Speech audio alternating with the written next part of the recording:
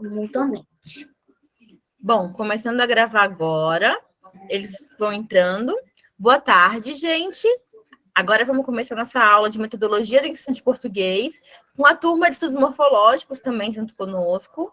Hoje temos uma convidada mais especial, minha amiga, a professora Piedade Soares.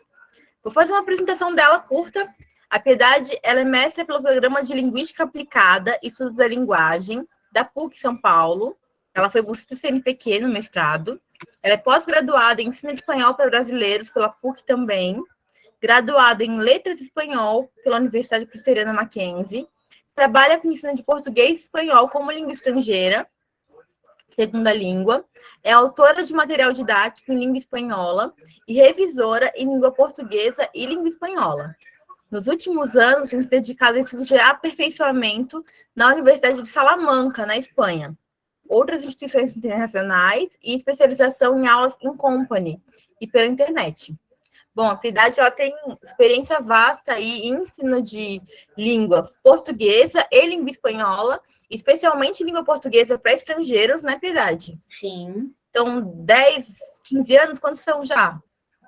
Já são 15 anos. 15 anos de aula de espanhol para brasileiros e português para estrangeiros diversos, né? Sim. Então, Piedade, bem-vinda à nossa aula. A palavra é com você. Ai, gente, muito obrigada. Que linda apresentação, obrigada. É uma honra estar aqui com vocês, dividindo um pouco de tudo que eu estudei, de todo o conhecimento.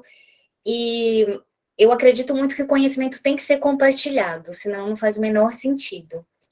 Então, eu vou começar falando um pouquinho da minha experiência e do que a gente pode encontrar em sala de aula. Então, quando eu me formei, né, português, espanhol, eu achava que só ia dar aula de espanhol porque era a minha escolha. E aí começaram a aparecer alunos de português, para dar aula de português para estrangeiros.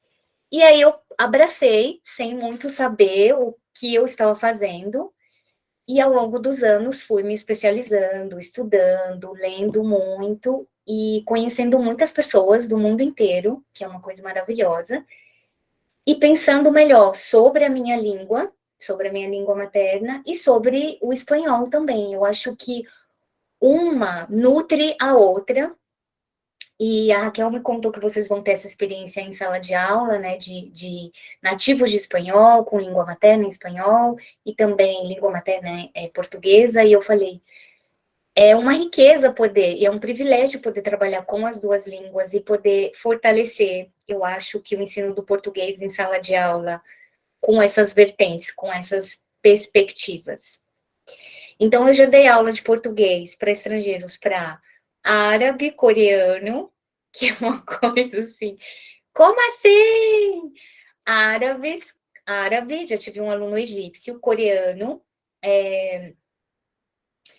que mais? Argentinos, peruano, eu tenho agora uma aluna norte-americana, e a experiência é muito rica, e a gente vai aprendendo ao longo do caminho, a gente nunca vai estar pronto, a gente vai sempre aprendendo, sempre se especializando. Então, eu estou aqui hoje, muito feliz de compartilhar essa trajetória com vocês e, quem sabe, ajudar um pouquinho na formação de vocês. Então, essa é a minha experiência, a minha formação, a Raquel já falou muito bem. E eu vou sempre aqui tentar levar um pouco para a prática, né? Porque é muito bonito falar, mas tá, eu vou chegar na sala de aula e o que eu vou fazer? Professora, como eu vou fazer isso, né? Que é a nossa pergunta, que era a pergunta que eu também me fazia. Eu vou chegar numa sala de aula com 40 alunos, o que eu vou fazer? Quais são as atividades? O que vai resultar melhor para esse grupo? Aí, reflexões, né, que a gente pode pensar e ideias para colocar em prática. Então, vou começar falando do nosso papel, que na sociedade, o nosso papel é importantíssimo. Nós somos muito importantes na sociedade.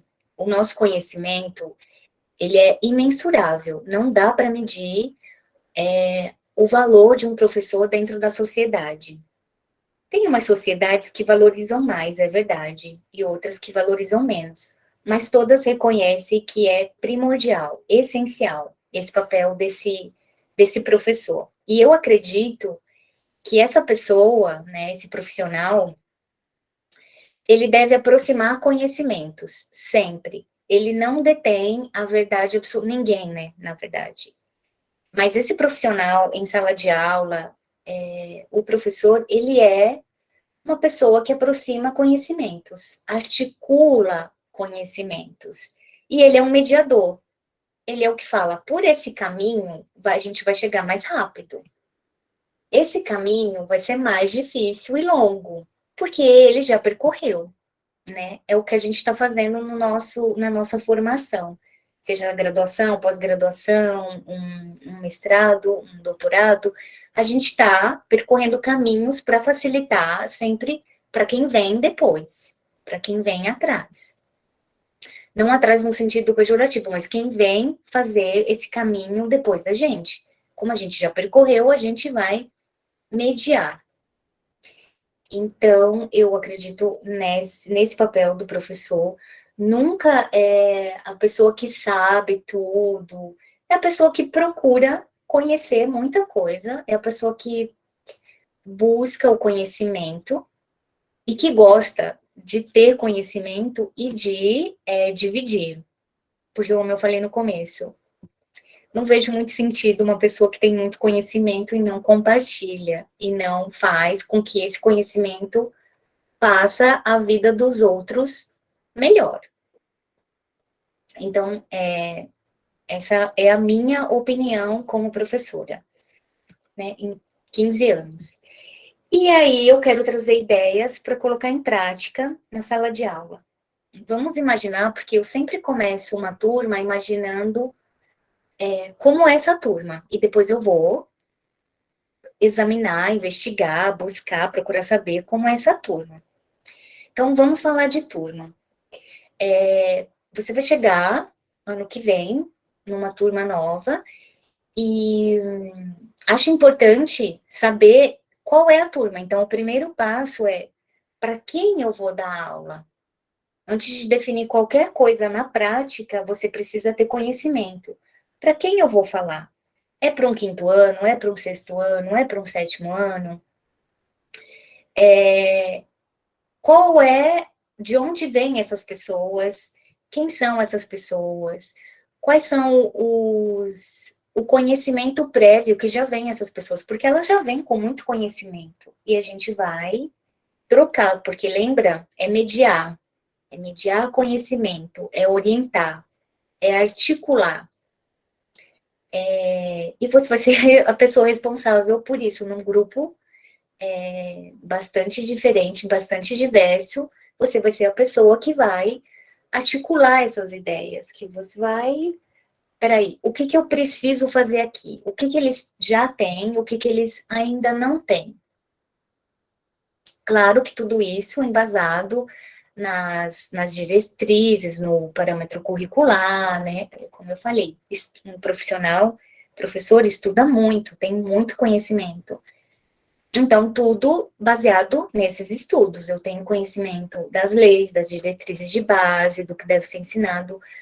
Mas o que eu preciso aprofundar mais nesse grupo? Porque tem grupo que vai precisar de mais atenção, tem grupo que vai precisar de menos atenção. E a gente vai ser esse articulador. Então, antes de colocar qualquer ideia em prática, eu tenho um jogo que é maravilhoso para as preposições. Ou eu tenho um texto que eu sou apaixonada e eles vão amar. Se eu não sei quem são essas pessoas, eu posso ter o melhor texto do mundo, às vezes não vai funcionar, porque não está falando diretamente com o objetivo que essas pessoas têm, ou que essas pessoas estão no momento precisando.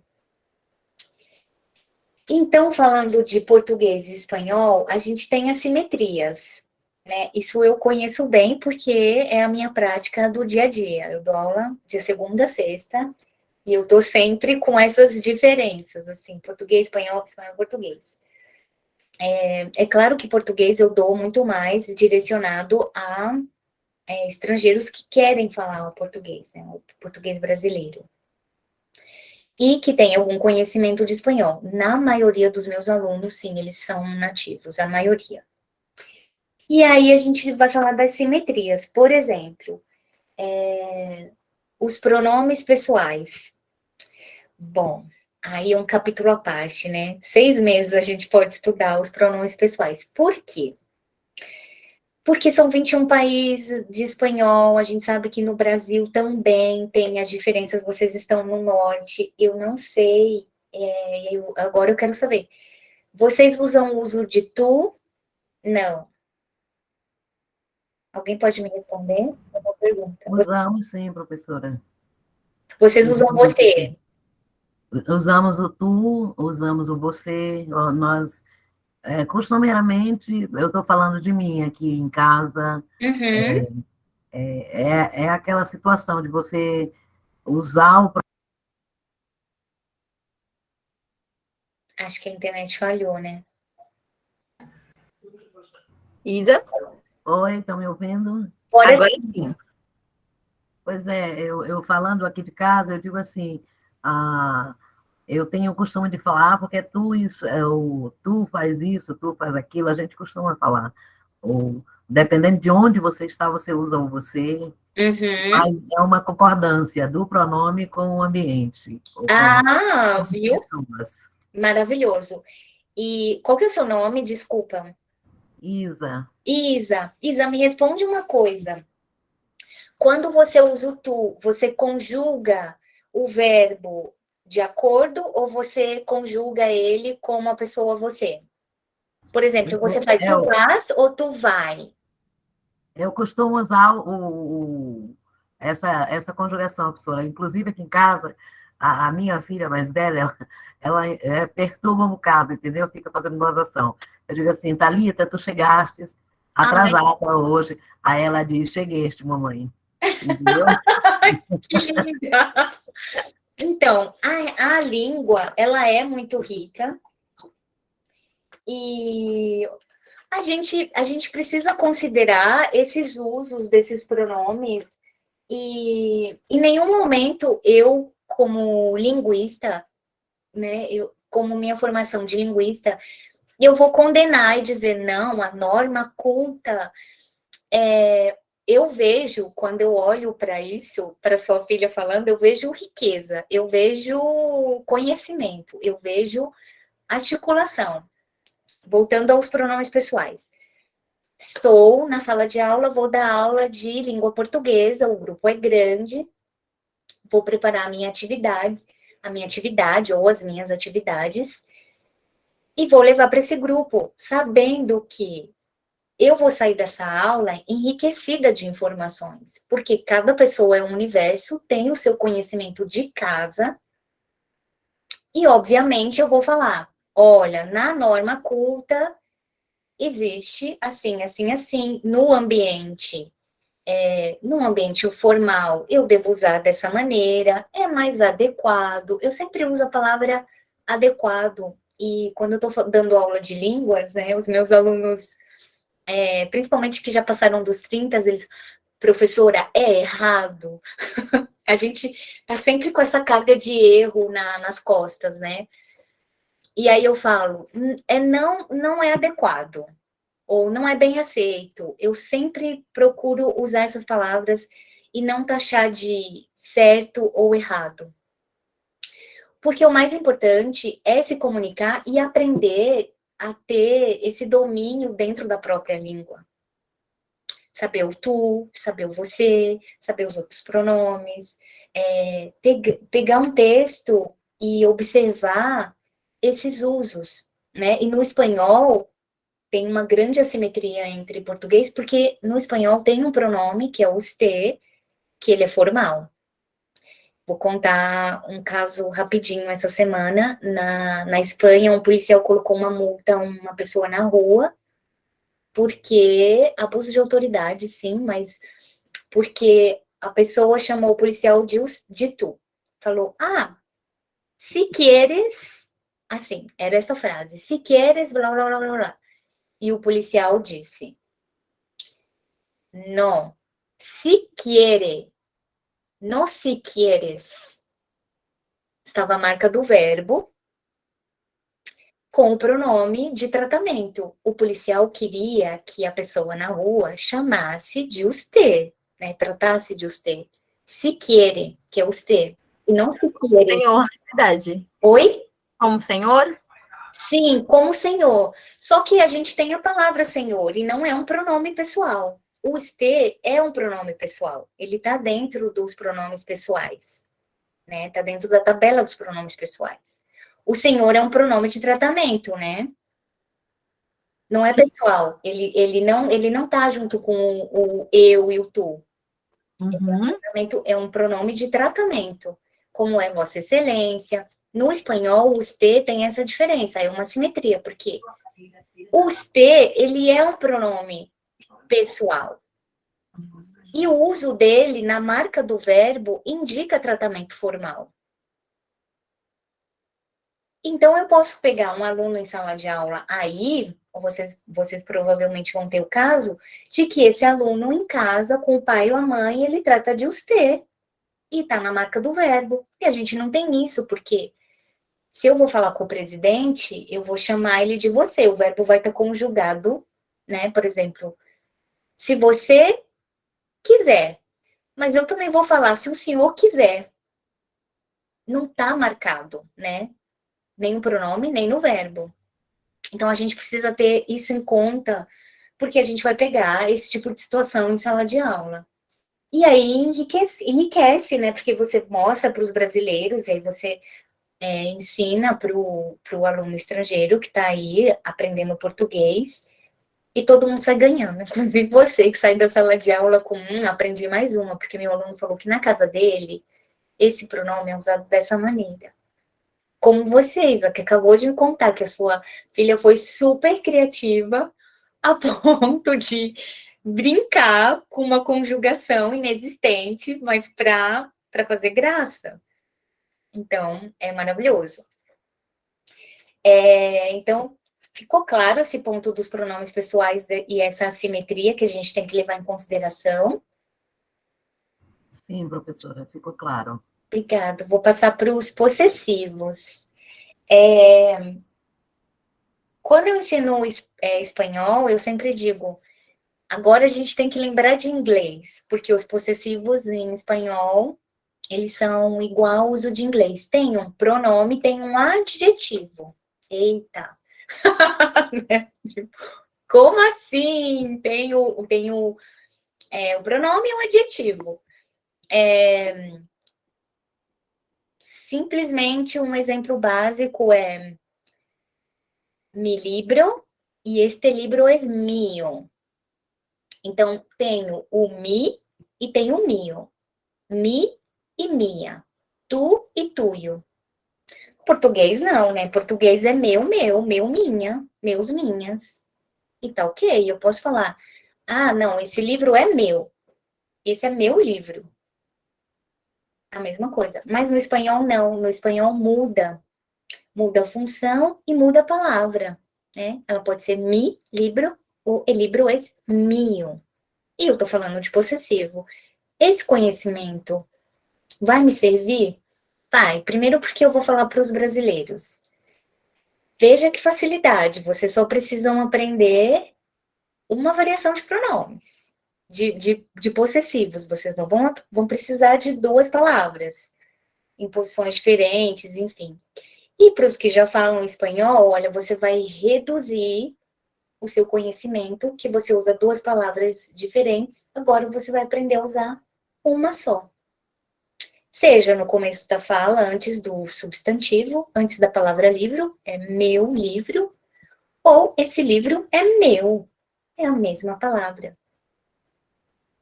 E claro, levando exercícios, pensando e fazendo esse tipo de reflexão. Mas é uma questão que a gente tem que pensar, porque a gente fala, é fácil, eu sou nativa de português, vai ser fácil para mim. Mas conhecer a língua do outro também me dá argumentos para entender como essa pessoa pensa, como ela age, e como eu quero que no final do ano, no final do semestre, ela esteja dominando essa variante. essa variante da língua portuguesa brasileira. Então, eu tenho que pensar nessas coisas. Os tempos verbais. Bom, outra coisa que também a gente pode pensar em várias atividades para tempos verbais. Quando a gente está num nível mais avançado do espanhol, a gente percebe que, principalmente o subjuntivo, não corresponde ao português os mesmos tempos verbais. Presente, passado, futuro, condicional, sim, mas os tempos, principalmente os tempos compostos e os tempos de subjuntivo não correspondem, tem uma simetria aí. Por exemplo, gosto dos exemplos.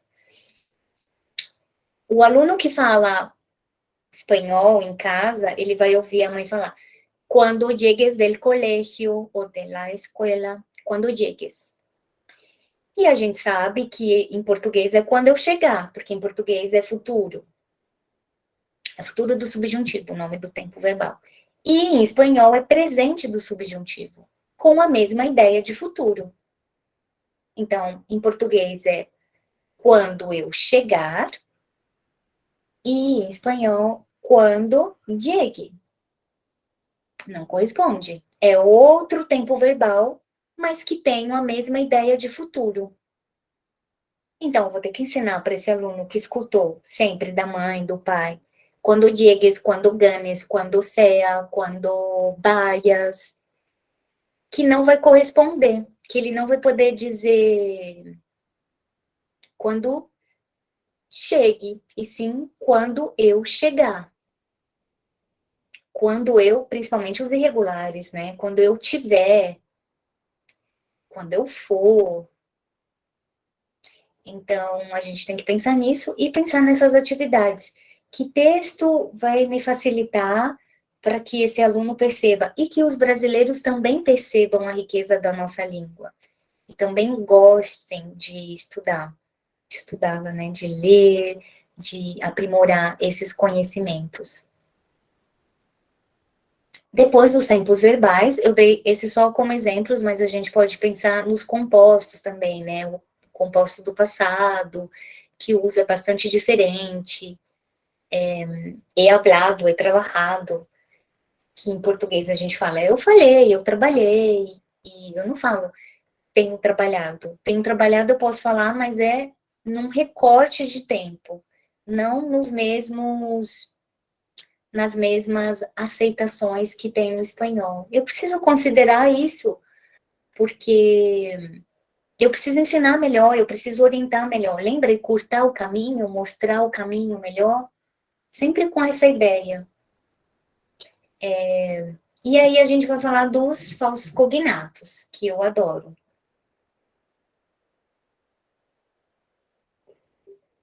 As pessoas têm muito medo dos falsos cognatos, mas eu sempre falo para os meus alunos, gente, os falsos cognatos, eles são vocabulários, eles não são estruturas complexas e, nossa, que agora eu não sei onde mais eu estou. Não é assim. Estou falando nos alunos que estudam espanhol, né? Que falam português, são brasileiros e estudam espanhol. Os falsos cognatos, sim, podem causar confusão, mas qualquer coisa na língua pode causar confusão e ambiguidade, porque a língua é muito rica, né? A gente está acessando um universo muito extenso. A gente precisa ter muita articulação para falar bem, falar claro e dar a informação que a gente quer. Então, falando sobre os falsos amigos. A gente pode sim brincar. Essa aula de falsos amigos entre português, espanhol, espanhol, português, pode ser uma aula divertidíssima. Pode ser uma aula para dar risada, sabe? Pode ser uma aula realmente para você ganhar os seus alunos, de amizade, de fazer amizade. E de aprender, né? E sobre os nossos amigos, né? Embaraçada, esquisito, e rir um pouco disso e pensar, fazer uma reflexão realmente sobre a língua portuguesa, e das duas línguas, né? Da língua espanhola também. Como a língua é maravilhosa. E esse trabalho que eu estou fazendo, como ele é importante para a vida dessas pessoas, porque A gente sabe que professor pode mudar a vida de alunos, né? Eu tenho professores da graduação, assim, que eu lembro das aulas, eu tenho muito carinho. Levam muito comigo, eles fazem parte da minha história, então a gente sabe que é importante, né? Esse papel que a gente faz em sala de aula. E quanto mais informação a gente ter, conhecimento e entender a vivência do outro, melhor será, mais fácil será esse caminho. Então, eu anotei aqui, eu apontei, eu tenho, às vezes, interferências. Também. Eu também tenho interferências, acho que por isso que a Raquel me chamou. Sim. Ela vai ser uma professora que vai ter interferência. Eu tenho interferências, porque eu trabalho muito com as duas línguas. Então, às vezes, eu estou pensando numa palavra e é melhor em espanhol, ou é melhor em português. Então, sim, eu anotei aqui esses 4 elementos para não me estender muito, mas são vocês que vão fazer o glossário de vocês dessas assimetrias. E das simetrias também, que eu vou falar depois, né? Agora, em seguida. Mas é isso. E tá tudo bem fazer essas confusões, porque a gente está trabalhando com algo que é muito vivo. E aí eu peço desculpa aos meus alunos, falando, olha, então, a palavra não é essa, a palavra melhor é essa. E cada vez que eu erro melhor. Acho que foi o Cortella que falou isso, né? Vamos errar, mas vamos errar cada vez melhor. Então, tá tudo bem, a gente comete erros, todo mundo, o tempo todo, nós somos humanos, mas é importante voltar a reconhecer e dizer, olha, aqui eu disse isso, mas é melhor essa palavra, é melhor isso daqui. Isso não te faz menor, muito pelo contrário. Agora, simetrias. Agora, o que a gente pode aproveitar de melhor nessas 2 línguas que estão aí conversando, que estão convivendo, que estão sendo usadas dia a dia. As simetrias. Primeiro, a origem, né? Eu posso ganhar ou perder os meus alunos dizendo que a origem delas né, que elas são primas ou irmãs, tem gente que fala primas, tem gente que fala irmã, da origem, do latim.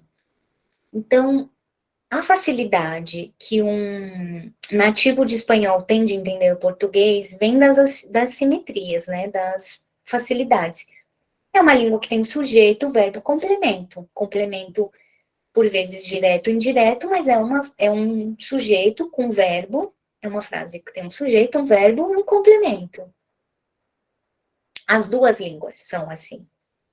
Isso facilita demais, porque eu estou aprendendo inglês pela milésima vez e eu percebo a minha dificuldade mas nessa língua, eu falo, né, falando inglês, essa língua tá faltando uma preposição. Nessa língua tá faltando aqui essa articulação. E a gente julga desse jeito, né? Nossa maneira de viver. A gente sempre vai julgar outra língua pelo filtro da nossa língua materna. Então, quem fala espanhol vai ter uma grande facilidade, porque a origem é a mesma, a estrutura frasal é a mesma, e os fonemas. A gente entende o fonema. A gente sabe quando é um T, a gente sabe quando é um S, a gente sabe quando é um R, a gente sabe quando é um B. A gente sabe. A gente entende os fonemas dessa língua. No espanhol, ele é mais reduzido do que o português. O português, ele é pouco mais amplo, a gente tem as vogais abertas, os sons abertos e fechados, a gente tem os sons nasais, que dá uma dificuldade para quem é nativo do espanhol. Estou falando dos meus alunos agora de português estrangeiros, que eles não conseguem dizer são, ram, fan, é muito tan. A companhia era, por qual companhia você vai viajar antes, né? Que era TAM, não Latam. Continua sendo difícil. Tami, tá, ou alguma coisa assim. Era muito difícil a nasalização para eles, é muito difícil. Então, nesse caso, o português, ele é um pouco mais difícil na parte fonética. Mas a gente se entende, então essas simetrias, essas facilidades, nos ajudam em sala de aula. Então, eu sei que eu vou me preocupar um pouco com o som de S, eu vou me preocupar pouco com o som de B ou T, eu vou me preocupar pouco, porque esse aluno vai entender essas palavras, dedo, dado. Então, eu tenho que pôr atenção realmente ao que é assimétrico, eu acho. O que é simétrico, o que é muito parecido ou igual, ou é possível compreender, não vou ficar muito preocupado, gastando muito tempo nessas questões. Vou realmente, a gente volta lá para o segundo slide, né? Que é a prática. Quem é esse grupo? Eu tenho mais brasileiros, eu tenho mais estrangeiros, tá meio a meio. Como é que eu vou fazer aqui? E a gente vai aprendendo na prática, e eu vou fazer um pedido já para vocês. Façam estudos, continuem estudando, continuem coletando material de pesquisa sobre esses grupos, porque é muito rico, a gente quer saber como eles se comportam, que atividades eles respondem melhor, e vocês vão fazer isso, professor pesquisador, né, que a gente chama. A gente vai dando a prática e pesquisando, e fazendo um levantamento ali, uma listinha de essa atividade foi muito boa, porque eu acho que eu abordei esse tema, que é simétrico entre as duas línguas, e resultou super bem. Ou não, aqui eu tive muita dificuldade, e investigar por que teve essa dificuldade, principalmente quando tem dificuldade, né, que você fica curiosa, querendo saber o que está acontecendo aqui. Por que eu pensei que ia ser mais fácil e não sendo? Às vezes acontece. Muito bem. Anotem as dúvidas e a gente fala no final. Eu falo muito e, e a gente conversa no finalzinho. Eu vou dar espaço para vocês perguntarem. Na verdade, eu quero que vocês perguntem. E Estamos aí... anotando tudo. Oi? Estamos anotando tudo, né, galera? Obrigada. Sim, professora. Vou continuar aqui. A literatura. Então, deixa eu tomar um pouquinho de água.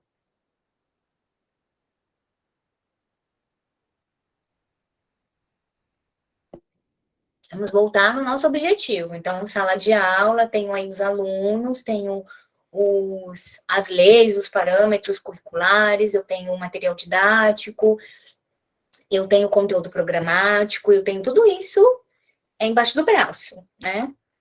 E eu tenho o grupo de pessoas, o elemento humano que está aí esperando com que eu faça a mediação, com que eu faça a articulação, que eu leve e que eles saiam dessa aula levando algum conhecimento. E eu com eles aprendendo também. Então, eu coloquei literatura, porque eu adoro literatura, todo mundo, né? Sei. Enfim. Como eu vou trabalhar a literatura em sala de aula? Se eu peguei aula de literatura, 2 aulas de literatura, uma aula de literatura, enfim. Primeiro, eu vejo o grupo, lembro o levantamento do grupo, quem são, que ano que é, o que eu vou dar, quais são os textos. E brincar com os gêneros, usar diversos gêneros textuais. Eu coloquei usar os gêneros, gosto de usar a palavra brincar também, gosto da palavra lúdica. Usar gêneros. Ai, peraí, a gente tem uma receita de bolo, vamos fazer essa receita de bolo uma poesia? E se a gente contar uma história para a receita de bolo? Se a gente usar a receita de bolo e dar uma notícia, escrever uma notícia, que, como, por quê, usando os elementos, né, da notícia. Preparo antes, né, essas atividades com gênero, ou depois, a primeira você prepara, porque depois você já sei o caminho, sabe, que eu vou falar do plano B, porque às vezes professor, depois de muito tempo, eu, principalmente depois de muitos anos, eu leio o aluno, assim, leio e vejo, tá, esse aqui precisa de mais isso aqui, então já tem meio que um plano B. Isso a gente vai conseguir com o tempo, fiquem tranquilos. Então, usar diversos gêneros, Eu posso usar vários gêneros, transformar os gêneros, perguntar quais são os gêneros que são mais fáceis para eles, que eles reconhecem. E gênero textual está na nossa vida, né? Todo mundo faz receita, ou vê a mãe cozinhando, ou na compra de supermercado, enfim, a embalagem, tudo. A gente consegue viver sem estar rodeado de gêneros textuais, todo momento. Buscar autores contemporâneos e clássicos, isso aqui são só ideias, né? Aqui eu coloquei ideias. Acho muito importante a gente conhecer autores contemporâneos, mas também acho essencial saber clássicos.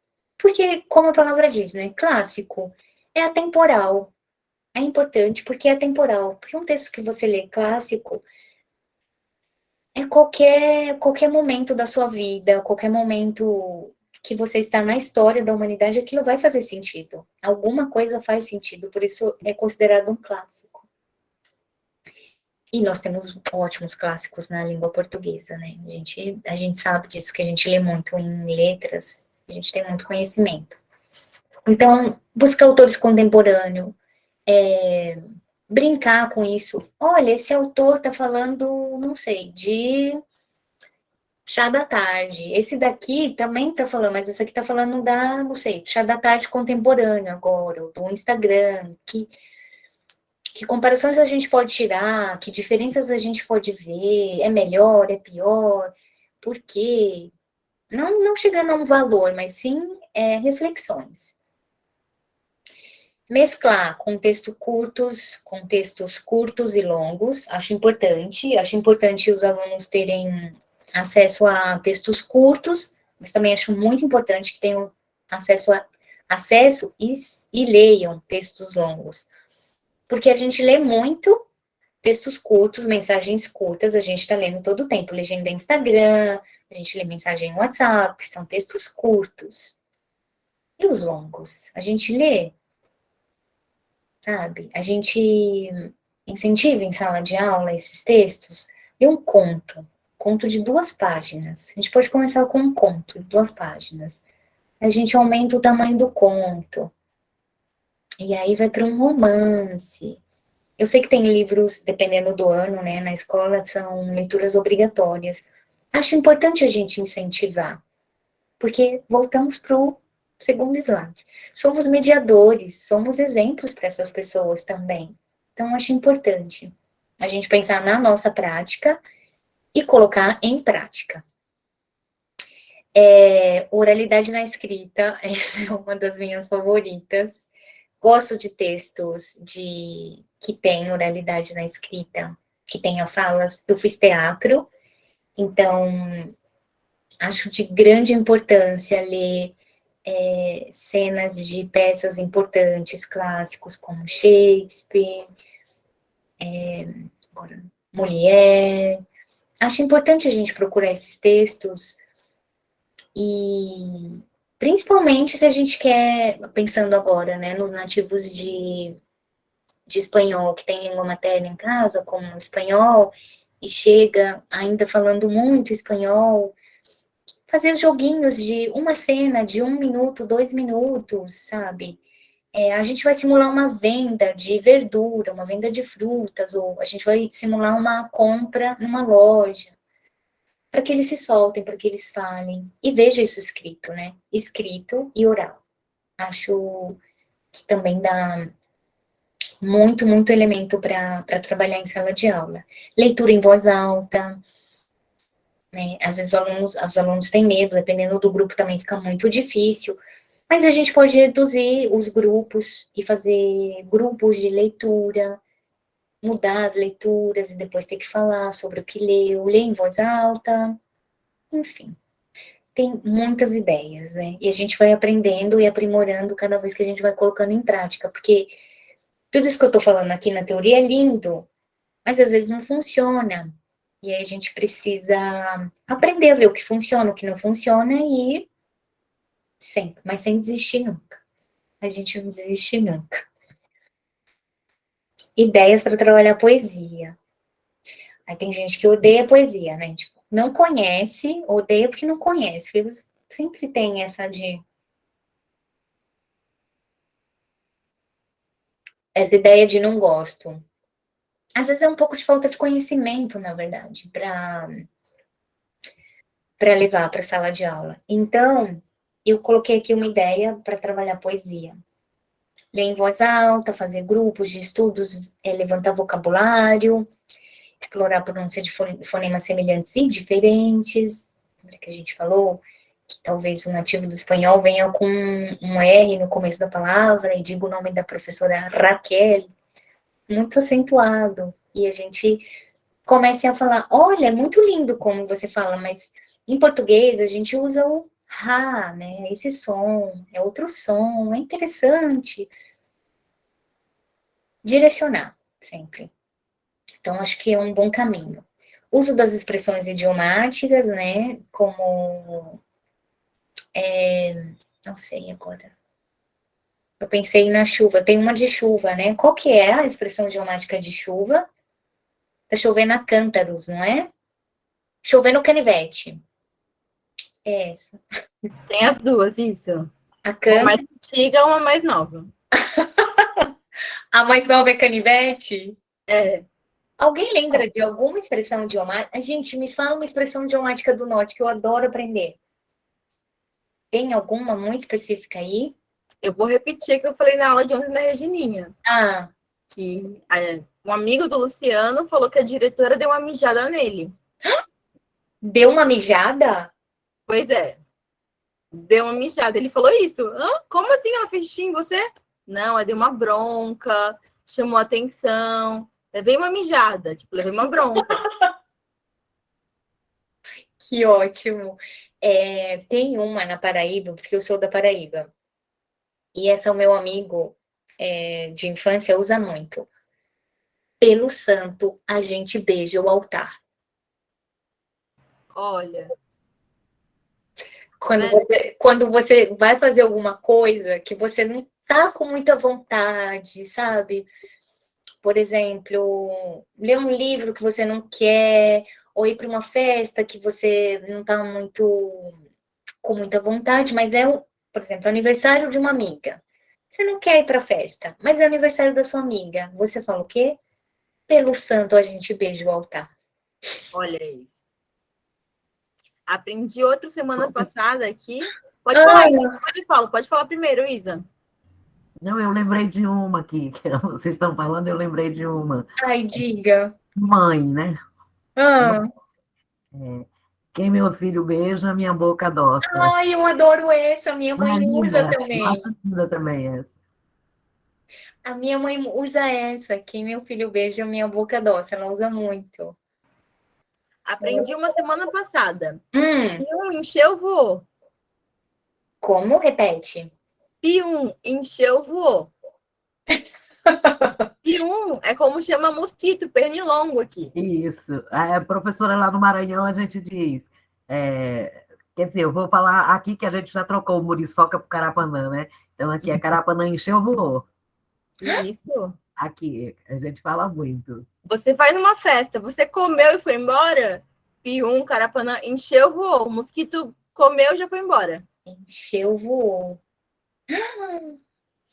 Gente, então, isso não é maravilhoso? E as expressões, elas mudam, elas são regionais ou elas são identitárias, como de grupos de mães ou de católicos. Ela vai mudando e a gente vai enriquecendo a língua.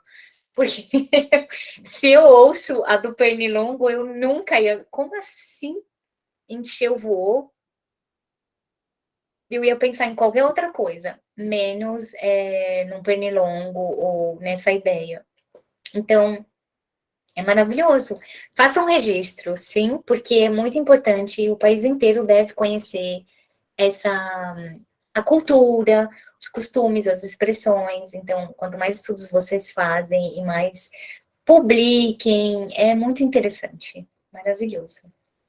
Então, dito das expressões idiomáticas, de como a gente pode usar e aprender com elas, as contrações, né, as preposições e os artigos, que também são diferentes em espanhol, porque a gente articula muito em português. Num, numa, dum, duma, prum-pruma, né? Pra ir. Que é pra ir? Não é praia, é para aí. Então, essas contrações, as preposições, as contrações, as preposições também são importantes, né? Porque elas também variam. E as variações de gêneros. Transformar. Eu coloquei gênero como espanhol, gente, tá vendo? É circunflexo, não é agudo. Tal, não sei se fui eu. Eu não sei se fui eu ou se foi o. Não, acho que fui eu. Eu devo ter escrito o gênero assim. Sim, é circunflexo em português. Variação de gênero, transformar a poesia em notícia do jornal, que foi o que eu falei, né? De gêneros textuais. Eu tinha pensado numa outra coisa aqui também. Sim, a norma culta, né? De preposições, por exemplo. Em São Paulo, a gente fala, vou no banco. Ninguém fala vou ao banco. Eu falo vou ao banco porque eu sou professora. E aí uma amiga que não fez letras me escuta e fala, que? Você vai onde? Aí eu falo, vou no banco, vou no shopping, vou no banheiro, para me aproximar dela. Mas eu sei que a riqueza da língua pode proporcionar coloquialmente no banco, no banheiro, como eu sei que numa norma culta eu devo usar vou ao. A respeito à língua também. Mas eu sei articular esse conhecimento. Eu tenho esse conhecimento. Acho importante. Coloquei uma poesia do Fernando Pessoa. A gente sempre traz um pedacinho da gente para as nossas práticas, né? Sempre, sempre. A gente se mostra muito quando a gente está dando aula. Eu sempre falo para os meus alunos: vocês me conhecem mais do que alguns amigos, porque eu sempre falo do que eu gosto, estou sempre levando um texto que eu acho bonito, para ver se conjuga também. Você gostou? Você achou bonito? Valeu a pena? Aí a gente traz Fernando Pessoa, e eu adoro essa poesia. É o Mar Português, não coloquei o título do poema, mas é o Mar Português poema. E aqui a gente pode trabalhar muitas coisas. Primeiro eu vou falar e eu vou abrir aqui para vocês.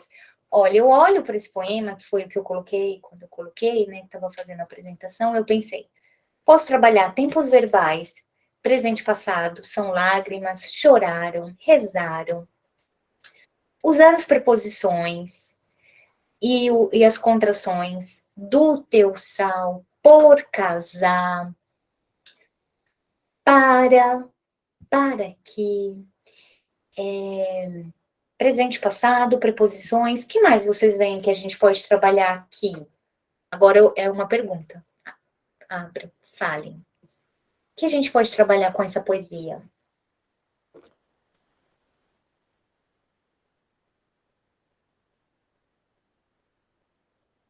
Alguma ideia, galera? Vocês conheciam esse poema do Fernando Pessoa? Não, esse eu não conhecia, professora. Isa, você quer ler? Agora? Sim, Tá bom. por favor. Então tá. Ó mar salgado, quanto do teu sal são lágrimas de Portugal. Por te cruzarmos, quantas mães choraram, quantos filhos em vão rezaram, quantas noivas ficaram por casar para que fosses nosso, ó mar. Valeu a pena? Tudo vale a pena. Tudo vale a pena se a alma não é pequena. Quem quer passar além do gozador, tem que passar além da dor. Deus ao mar o perigo e o abismo deu, mas nele é que espelhou o céu. É lindo. Lindo! Linda a sua leitura, Isa. Parabéns. Obrigada. É engraçado, eu não sabia, eu não tinha lido o poema todo, mas conheço a frase. Tudo vale a pena se a alma não é pequena. Acho que a maioria conhece pela frase, Ou essa frase, né? Que ficou muito... não pela poesia, pelo poema no todo, né? Mas muito bonito, gostei demais. Eu amo poesia. Gosto muito. E sabe o que eu gosto mais? Essa frase é a mais famosa mesmo, tá em bolsas, camisetas, né? Tá em vários. Mas tem uma coisa que eu me identifico muito, que é quem quer passar além do bojador, que é um estreito, né, que tem na Europa, que é um estreito cheio de pedras, tem que passar além da dor. Quem quer passar pelos caminhos estreitos e chegar ao mar, a um lugar, né, que vislumbra, tem que passar pela dor. Não tem Essas outro análises são caminho. muito bacanas, né? São muito. Essa forma, como ele coloca, para que a gente possa acompanhar o que ele está dizendo, é tudo muito bonito. E é Eu temporal, entendi, né? eu não conhecia a questão do bojador, desculpa, professora, interferi aí. Não, não, pode falar, diga. Eu não sabia essa do bojador, mas quando eu li Tem que passar além da dor, eu já imaginei, já consegui fazer essa relação da frase anterior, de que era um lugar difícil para se chegar, né, que você tem que superar. Uhum. Muito bom. Acho que aqui também a gente trabalharia a questão de rimas, de adjetivos, e, Perfeito! né, Perfeito! né, isso, Perfeito! professora. Muito bonito. Rima, adjetivos, lugares geográficos, né? Portugal, onde está Portugal? Que país é esse? Qual a importância desse país? Eles falam a mesma língua que a gente. Então, abrir para muitas outras questões. E Deus ao mar o perigo deu, e né, o perigo e o abismo. Mas nele é que espelhou o céu. É Muito demais, bonito. né? Adorei. É Dá para maravilhoso. fazer coisa aí, né, professora? E, exato, dá para trabalhar muita coisa. E é temporal. Vou trabalhar com adolescentes. Ah, vamos ler esse poema. Então, ah, que país que está falando? Portugal. Fernando Pessoa de Portugal. Onde está Portugal? Vocês sabem, se eu coloco um mapa mundi, vocês sabem apontar onde está Portugal? Geografia, geografia, né? Vamos ver os adjetivos. Quais são os adjetivos aqui?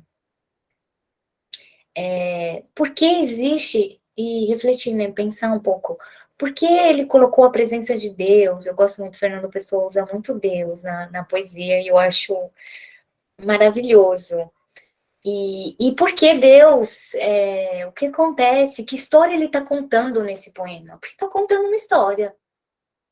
Professora, eu estou Sim. vendo também uma situação aqui, no caso que ele começou, uma salgado. É um acento agudo ou um acento circunflexo? Que eu não estou enxergando muito bem. Não é agudo, esse é agudo. Né? Então eu pensei certo. Eu pensei assim, quando você trabalha com adolescentes, e eu sempre penso nas minhas netas, que são adolescentes, e Aham. outros netos que estão chegando lá, então, se eu disser, ó, Má Salgada, elas na hora vão dizer assim, vó, o nosso O tem um H, porque é Ah, uma linguagem das redes sociais, né, das mídias, né, do uhum. WhatsApp. Então, é uma coisa que você trabalha essa diferença, né, esse uso diferente de linguagem em Maravilhoso. situações diferentes, né? Maravilhoso. Bacana. Muito bom. Vou passar um pouquinho, depois a gente vai pensar um pouco mais. E aí eu pensei em como ajudar vocês, porque eu estou sempre pensando, qual que é o meu objetivo? Que vocês saiam dessa aula com um pouco mais de informação, que tenham aprendido alguma coisa, tenham dado ideias, né? Porque a gente está aqui para dar ideias, trocar. Então, tem uma gramática contrastiva, é um trava-língua. Contrastiva, tem muitas, né? Eu coloquei essa como exemplo de português e espanhol, para mostrar que a gente sempre precisa aprender, a gente sempre precisa estar estudando e vendo. Alguém quer ler a explicação, por favor? Alguém que não a Isa, porque a Isa já participou bastante. Alguém pode participar também? A Bia levantou a mão, Piedade. Bia, por favor. Boa tarde, professora. É para fazer a leitura, é? Isso, por favor.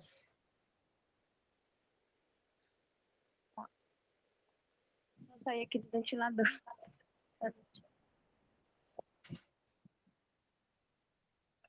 A perspectiva contrastiva, além de ampliar a visão dos estudantes brasileiros, fará com que os nativos de espanhol se sintam acolhidos e valorizados.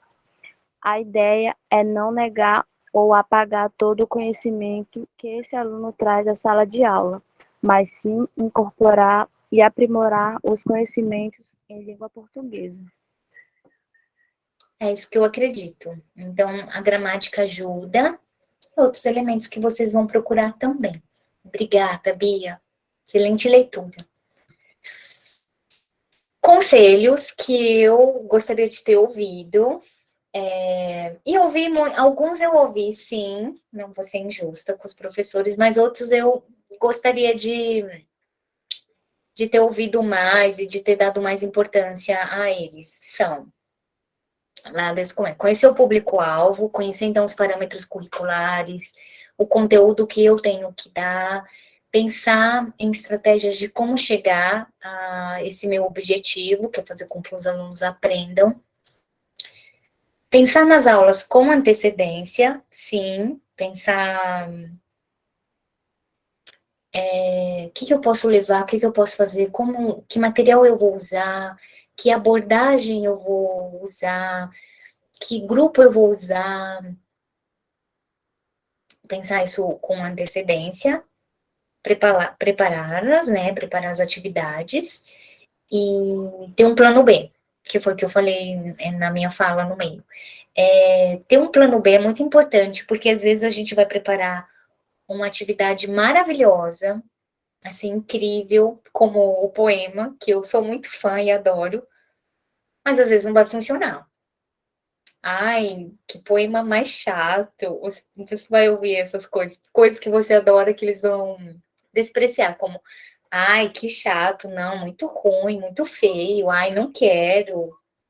E tá preparada para ouvir? Isso não está relacionado com o seu trabalho.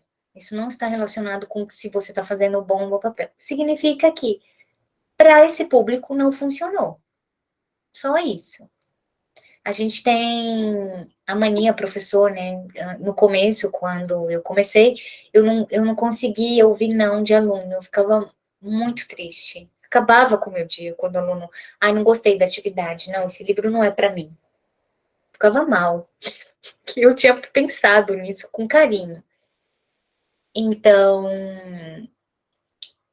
com tempo e terapia, a gente aprende que isso não tem relação comigo, tem relação com ele, com o momento dele, com a vida dele, com a perspectiva dele. O meu trabalho é levar informação, levar conhecimento, é mostrar o caminho, é expor textos curtos, longos, gêneros, tudo isso. Então, pensar nas atividades, prepará-las, ter um plano B sempre, porque às vezes você vai chegar e não vai funcionar, então, com o tempo a gente vai tendo isso mais experiência, mas no começo é bom ter uma pastinha com possíveis exercícios que eu posso dar aqui e aqui. E sala também vai mudar muito, às vezes eu já dei aula em escola, então entrava numa sala, funcionava super a atividade, a mesma atividade, com mesma faixa etária. Por exemplo, aqui, a sexto A funcionava, no sexto B não funcionava, no sexto C não funcionava. Você precisa ter um plano B, pensar sempre e pedir feedbacks aos alunos. Isso eu faço. No começo eu fazia e ficava mal, mas eu comecei a separar e aprender do que eles estavam falando, se era do conteúdo, se era da minha pessoa. Se é da minha pessoa, não tem muito o que mudar. Mas sempre pensar sobre em que eu posso melhorar, que eu posso melhorar. E pedir feedback eu acho muito importante. Até hoje eu peço feedback para os meus alunos. Às vezes não numa aula, mas às vezes num mês. Tá gostando? Como é que tá? Você tá aprendendo? Tá fazendo sentido para você? Você pode colocar uma questão numa prova para avaliar isso, para ver o que eles estão falando das suas aulas, o que eles estão falando do conteúdo. Acho importante a gente saber, para a gente melhorar como pessoa, como ser humano, como profissional. Principalmente como profissional, que é o que vem primeiro, que é o papel que você está exercendo aí em sala de aula. Fazer exercício, e aí pedir, perguntar, e também fazer exercício de checagem, que pode ser isso, uma pergunta, ou fazer uma sondagem, um questionário, respondam essas perguntas, o que vocês acharam, Eu vou perguntar para vocês o que vocês acharam no momento das perguntas. Eu vou fazer a checagem. Porque se a Raquel me convidar de novo num outro grupo, eu vou dar melhor, sabe? Ou eu vou considerar isso. Acho importante, porque quando a gente olha, por exemplo, o poema, cada um tem uma visão diferente, pode contribuir com alguma coisa, sempre. A gente está sempre em contribuição. Então, os conselhos que eu queria ouvir, esses. E esse livro. Vocês estão me vendo? Vocês estão me vendo? Estamos, Piedade? Não? Estamos, sim. Ah, sim. Então, esse livro que me ajudou muito, ele é de 2014, mas ele tá super atual. Eu olhei ele antes da nossa aula, fui dar uma olhadinha e falei, não, esse livro é bom. Estudos comparados. Pesquisadores que dão aula de português e espanhol e comparam. Claro que aqui está a comparação de língua, então, coisas profundas. É interessante dar uma olhada, sempre a gente aprende, né? Tem coisas muito interessantes. Agora eu quero que um outro aluno leia, por favor. Que não seja Bia, que não seja Isa, um terceiro. Quem se habilita?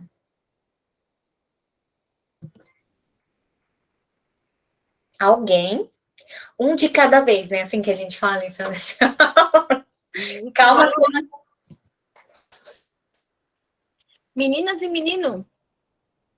Ai, gente, por favor, não me deixem falar sozinha. Bora, Arthur. A Thaís levantou a mão. Piedade. Thaís, por favor. Boa tarde. Boa tarde.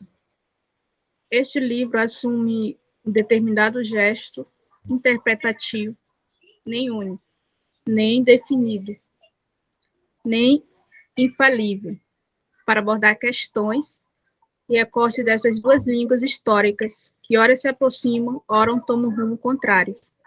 Essa invenção percorre praticamente todas as temáticas aqui abordadas, sobretudo quando o tema é referência de pessoas nas duas línguas e tudo o que ela está vinculado, tanto no âmbito acadêmico quanto no das práticas de ensino. É fundamental que os aspectos que distanciam o funcionamento dessas línguas tenham toda a atenção do professor e do estudante, e não sejam menosprezados como um detalhe de forma, promovendo sem sentidos. Ao dar ao lume este livro, a expectativa é colaborar com a discussão do entremeio das heterogeneidades entre português brasileiro e espanhol, deixando aberto espaço para que outros estudos venham a completar o que aqui se oferece. Eu adoro essa introdução desse livro, porque é exatamente isso. Nenhum livro e nenhum estudo e nenhum professor vai ser nem único, nem definitivo, nem infalível para abordar questões que são tão complexas, que são de línguas tão históricas, que se aproximam e que tomam rumos contrários em alguns momentos, que é o que a gente falou, né? Das assimetrias e das simetrias em alguns momentos. E tanto no acadêmico como no ensino de prática, não para menosprezar, mas para enriquecer o nosso conhecimento e para chegar nesse entre-meio. Algumas coisas vão ser iguais, uma palavra casa, só que o som é diferente, mas se escreve igual. Então, acho que explica bem. Fica a recomendação do livro, a recomendação de outros estudos, que vocês procurem artigos que provavelmente tem também, das diferenças entre português e espanhol, como abordar isso em sala de aula, e que vocês produzam também, né? Que sejam pesquisadores, professores ativos nessas questões, porque acho que a gente precisa conhecer o que está acontecendo, o que acontece na sala de aula de vocês, para a gente aprimorar mesmo e trocar essas informações. Enriquecer com isso. Eu terminei a minha fala, mas agora a gente vai para as perguntas. Eu vou deixar de compartilhar, então quero agradecer. E agora a gente vai para as perguntas. Se eu puder responder e contribuir, então, diga o nome, mais ou menos de onde você é, só para eu ter uma ideia, e a sua pergunta. Vamos lá? Um de cada vez, gente, Verdade. por favor. Isso. Agora das perguntas, gente. Vamos devagar, se organizem, bora lá. Se organize. Calma, calma. Estou aqui, à disposição. Piedade, eu vou abrir a fila de perguntas, tá bom? Ai, sim. Vou abrir a fila. Fiquei pensando aqui, né? Bom, a gente preparou essa aula para pensar no nosso público aqui, da sala de escola pública, principalmente, que é venezuelanos e brasileiros. Às vezes, mais venezuelanos que brasileiros em sala de aula. Então, pensando nisso, nossos alunos estão se formando aqui agora. Eles devem se formar no final desse ano agora, a maioria deles. Então, ano que vem, devem estar em sala de aula já. E aí, Piedade, para dar aula de português, eles têm que saber espanhol agora? Não, gente, não. Vocês vão dar aula de português, né? Tudo isso que eu falei é bom e seria ótimo vocês terem um pouco de conhecimento particular.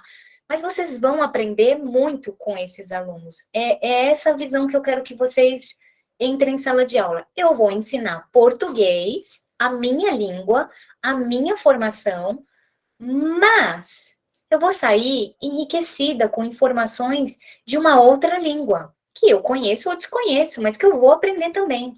E eu vou aprender não só porque é espanhol, inglês ou qualquer outra língua, porque são os meus alunos, e eu sempre aprendo com esses seres humanos. Então, eu vou entrar na sala de aula, quem sabe espanhol, muito bem, ótimo. Quem não sabe, ótimo também. Porque o objetivo, sempre lembra do objetivo, encurtar o caminho de quê? Ensinar português. Então, eu vou preparar as atividades pensando nesse público. Por onde eu vou começar? O que é dentro, claro, do programa educacional, nesse caminho de tudo que eu tenho que dar. O que é mais fácil nesse momento dessa aula? Ah, vou por esse caminho aqui. E vou testando, e vou aprendendo com eles. É isso? Você não fala árabe ainda, né? Oi? Você não fala árabe ainda e foi tudo bem com o egípcio. Uhum. Sim, gente, eu não falo árabe e eu dei aula, sim. Articular conhecimento. Qual era o meu objetivo? Ensinar português.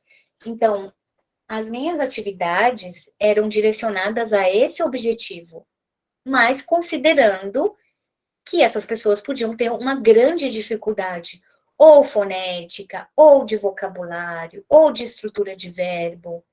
E aí entro eu com o meu conhecimento e com as minhas ferramentas de profissional que eu sou, né? Porque a gente está se formando, estudando para ser um grande profissional.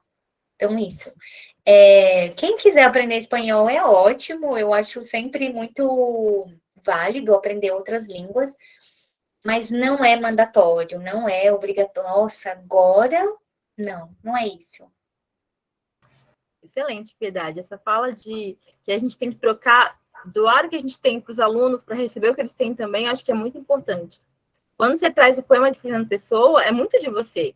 É a Piedade que está se doando.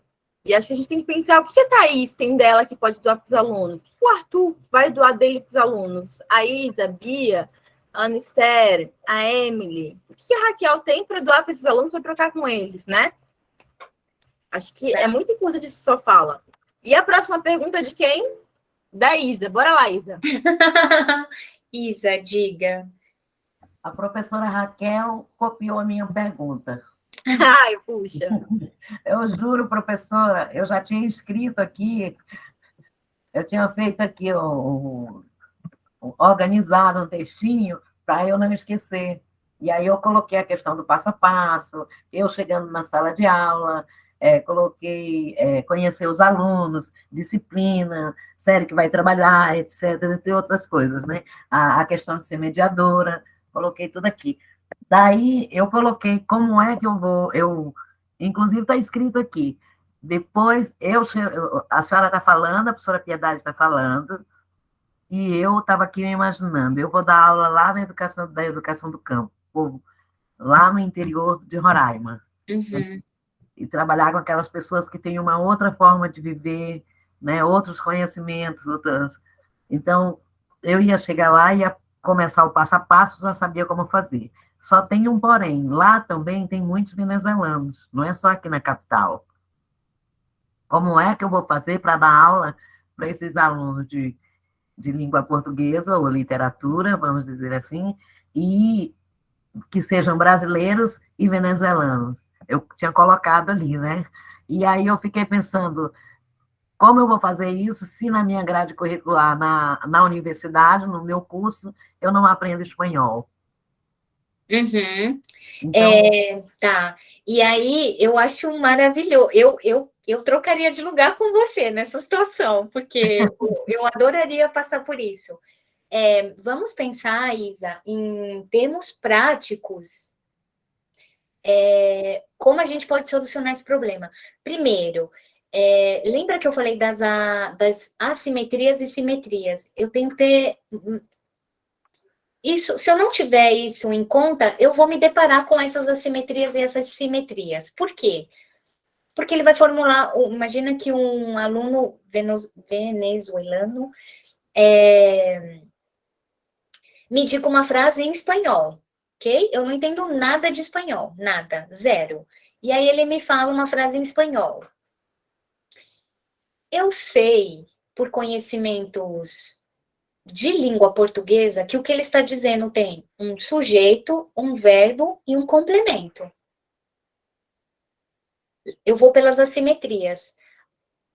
Algum som eu vou entender ali. E aí eu vou pedir para ele me mostrar se é alguma coisa muito importante. Por exemplo, o que ele está falando? Que ele está com sede? Me mostra. É sede?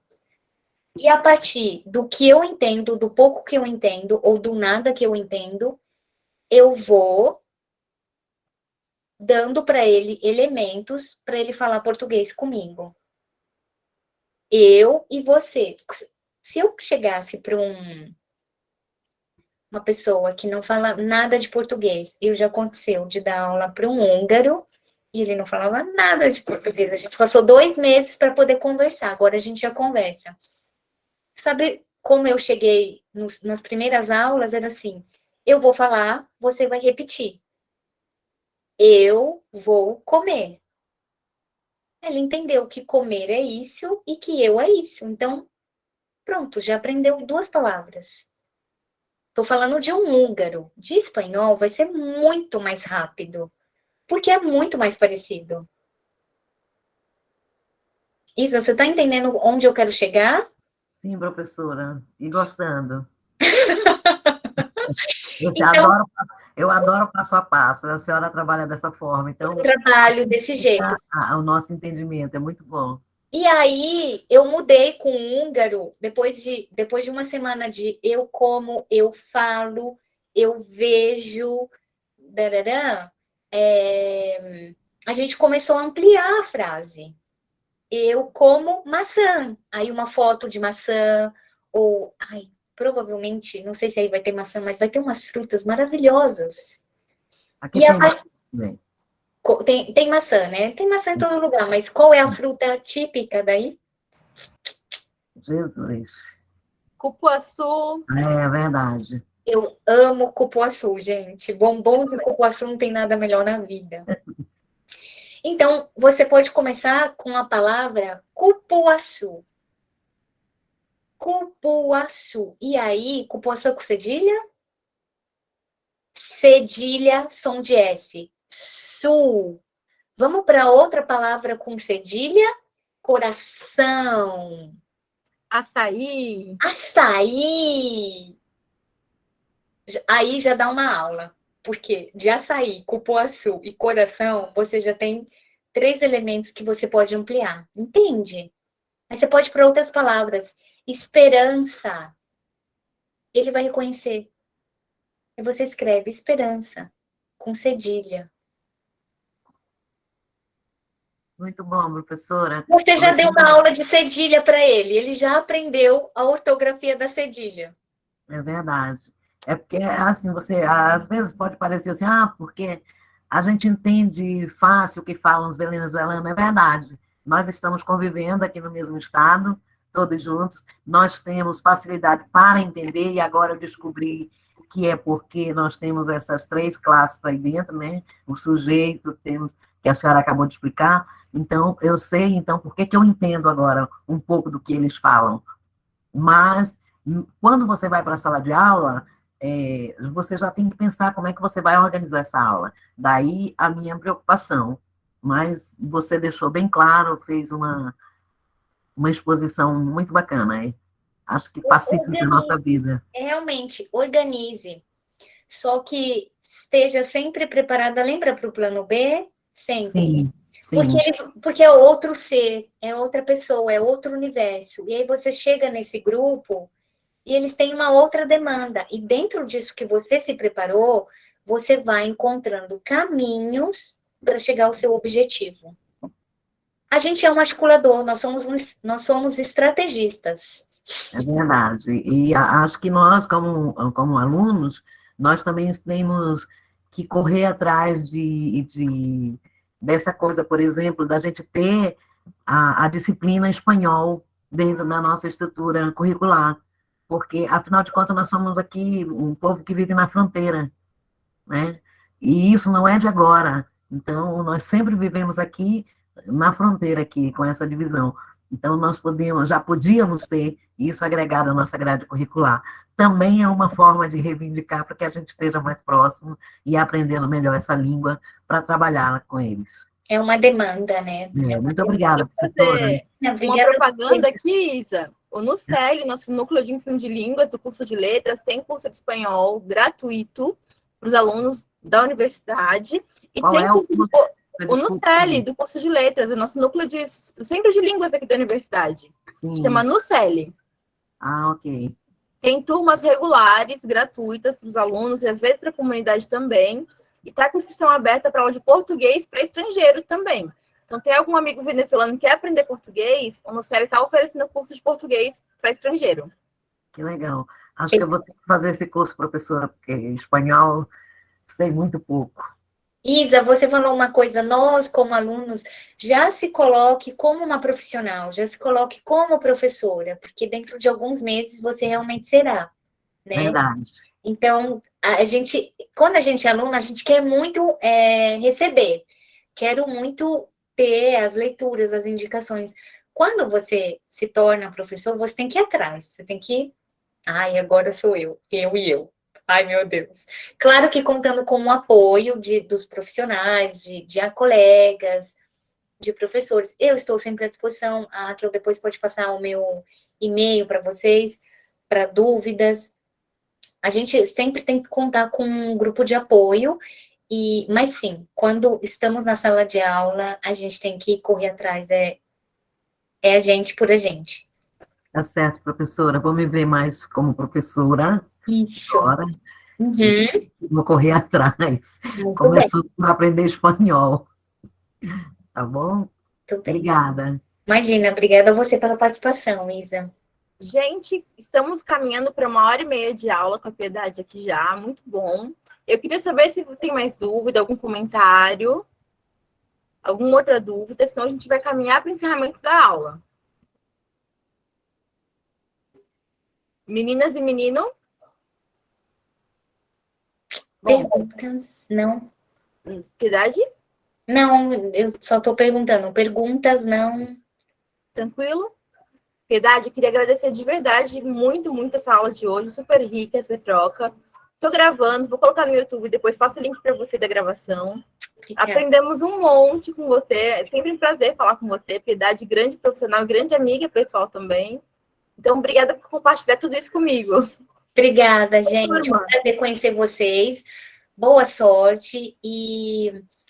Isa, e para todos, né? É um caminho que a gente sempre tem que estar estudando, sempre. A gente tem que sempre estar estudando, aprimorando, buscando novos conhecimentos.